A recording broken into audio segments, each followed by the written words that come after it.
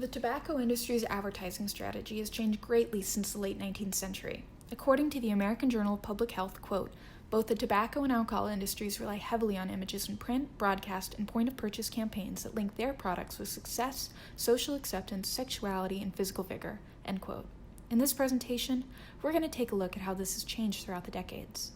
In the 1910s, there was an emphasis on being American, with men fighting in World War I as the ideal customers.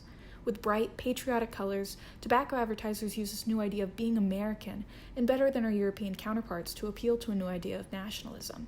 The 1920s began an era where cigarettes were romanticized.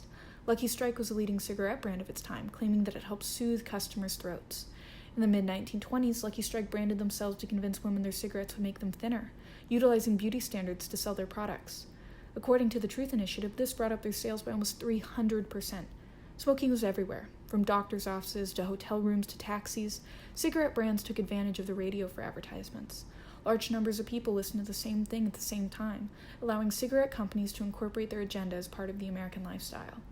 In the 1940s, amid World War II, cigarette sales reached an all-time high as they were included in soldiers' rations, leading to the men becoming easily addicted. Ads included wives sending their husbands at war packs of cigarettes. Racial marketing ramped up in the 1950s as companies zeroed in on specific demographics thanks to the growth of the civil rights movement. Companies claimed to be supporting civil rights causes as a guise to increase African American tobacco usage, according to a study done by the University of California. In 1967, the FCC enforced a fairness doctrine that required TV stations to air one free anti-smoking PSA for every 3 cigarette ads. Smoking declined 7% between 1967 and 1970, according to the CDC. Tobacco companies tried to challenge this in court, arguing it was against First Amendment rights, but the decision was upheld. Virginia Slims ended up airing the last TV commercial for cigarettes on December 3, 1970. Before this, tobacco companies spent around $1 billion in today's dollars on TV advertising. Congress passed the Public Health Cigarette Smoking Act, stopping cigarette ads on TV and radio starting 1971. New anti-smoking campaigns like Superman vs. Nick O'Teen and the American Cancer Society's pregnancy ad aimed to discourage kids and young adults from using tobacco.